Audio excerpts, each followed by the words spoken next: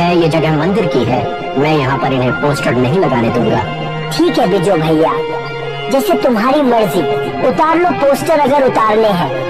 बिजू गांव के सरपंच की पोस्टर उतार ही रहा था कि मोहन, जो सरपंच की पार्टी के लिए काम करता था, वहाँ आ गया और कहने लगा, तुम्हारी हिम्मत कैसे हुई हमारी पार्टी के पोस्टर उतारने की, और तुमने हमारे पोस्टर फाड़ दिए। मैं तुम्हें नहीं छोड़ूंगा अब। मोहन ने इसे खूब मारा और वापस अपने घर की तरफ चल पड़ा।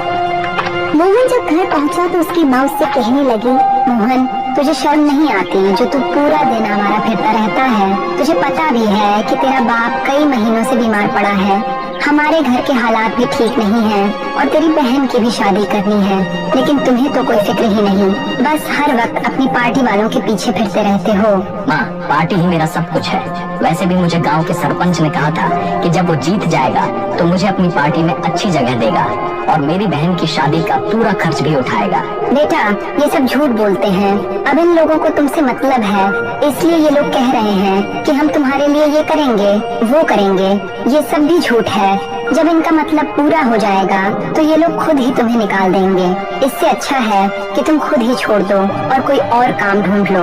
माँ, और गांव के सरपंचों का मुझे पता नहीं, पर हमारे गांव के सरपंच पर मुझे पूरा यकीन है कि वो मेरे साथ धोखा नहीं करेगा और जो उसने मेरे साथ वादे किए हैं वो सब पूरे करेगा। आप बेवजह टेंशन मत लीजिए।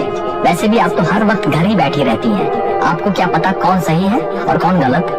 और एक बात और, अब मैं सरपंच और अपनी पार्टी के बारे में कोई भी बुरी बात नहीं सुनूंगा। जब राधा ने मोहन को अपनी माँ से इस लहजे में बात करते देखा तो वो गुस्से में बोली, मोहन ये कोई तरीका है माँ से बात करने का? तुम भूल गए हो कि यही माँ है जिसने तुम्हें सब कुछ सिखाया है। सरपंच आएगा जाएगा पर माँ हमेशा माँ रहेगी।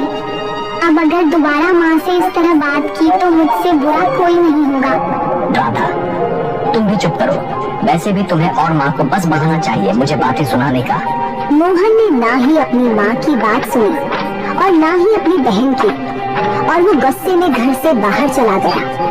मोहन का बाप, जो कई महीनों से बिस्तर पर बीमार पड़ा था, जब उसने देखा कि उसका बेटा मोहन अपनी माँ और बहन से बुरे लहजे में बात कर रहा है तो उसकी आंखों में आंसू भर आए, लेकिन वो कुछ कर भी नहीं सकता था। ये कहानी है काली पहाड़ी के पास बसे हुए रामपुर गांव की, जहां रामू काका का घर था। रामू काका के परिवार में उसकी पत्नी गीता और उसके 2 बच्चे राधा और मोहन रहते थे। रामू काका अपने बच्चों से बहुत प्यार करते थे। उन्होंने अपने बच्चों को कभी किसी चीज की कमी नहीं होने दी।